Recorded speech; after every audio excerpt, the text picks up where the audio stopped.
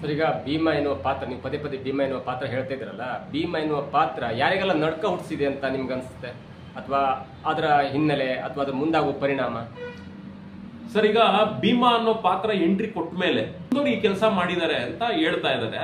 Plus ಈ ಪ್ರಕರಣ ಎಲ್ಲಿ ನಡೆದಿರೋದು ಧರ್ಮಸ್ಥಳ ಅನ್ನೋ ಒಂದು ಸ್ಥಳದಲ್ಲಿ. ಆ ಸ್ಥಳದ ಹೆಸರು ಬರ್ತಿರೋದ್ರಿಂದ ಏನಾಗ್ತಾ ಇದೆ, ಕ್ಷೇತ್ರ ಅನ್ನೋ ರೀತಿ ಕೆಲವರು ಬಿಂಬಿಸ್ತಿದ್ದಾರೆ. 1000 ಜನ ಅದನ್ನ 1000 ಹೇಳ್ಕೊಳ್ಳಿ, ಇನ್ನೊಂದು 1000 ಜನ ಅದು ಇಲ್ಲ ಅಂತ ಹೇಳ್ಕೊಳ್ಳಿ, ಅದೊಂದ್ ಕಡೆ ಇರ್ಲಿ. ಮತ್ತೆ ಆ ಗ್ರಾಮ ಪಂಚಾಯಿತಿ ಮಾಜಿ ಅಧ್ಯಕ್ಷರಿಗೂ ಕೂಡ ಎಲ್ಲ ಒಂದ್ ಕಡೆ ನಡ್ಕ ಉಂಟಾಗಿರ್ಬೋದು. ಮತ್ತೆ ಇದ್ರಲ್ಲಿ ಏನಾದ್ರೂ ಇಲಾಖೆಗಳು, ಪೊಲೀಸ್ ಇಲಾಖೆ ಏನಾದ್ರೂ ಇವ್ರ ಜೊತೆಗೆ ಸಂಬಂಧ ಇತ್ತು ಅಂದ್ರೆ ಮೇ ಬಿ ಅದ್ರಲ್ಲಿ ಸಂಬಂಧಪಟ್ಟರು ಎಲ್ಲ ಅಧಿಕಾರಿಗಳಿಗೂ ಕೂಡ ನಡ್ಕ ಅಂತೂ ಖಂಡಿತ ಶುರುವಾಗಿರುತ್ತೆ. ಮತ್ ಜೊತೆಗೆ ಸರ್ಕಾರ ಇವಾಗ ಏನ್ ನಿಲುವಲ್ಲಿದೆ, ಇದೇ ನಿಲುವಲ್ಲೇ ತನಿಖೆಗಳನ್ನ ಮಾಡ್ಕೊಂಡು ಹೋಗ್ಬಿಟ್ರೆ ಎಲ್ಲ ಒಂದ್ ಕಡೆ ಕೆಲವು ರಾಜಕಾರಣಿಗಳಿಗೂ ಕೂಡ ನಡ್ಕಗಳು ಶುರು ಆಗ್ಬೋದು ಈ ವಿಚಾರದಲ್ಲಿ ಅನ್ನೋದು ಮೇಲ್ನೋಟಕ್ಕೆ ಎಲ್ಲಾ ತರ ಕಾಣಿಸ್ತಾ ಇದೆ ಸರ್.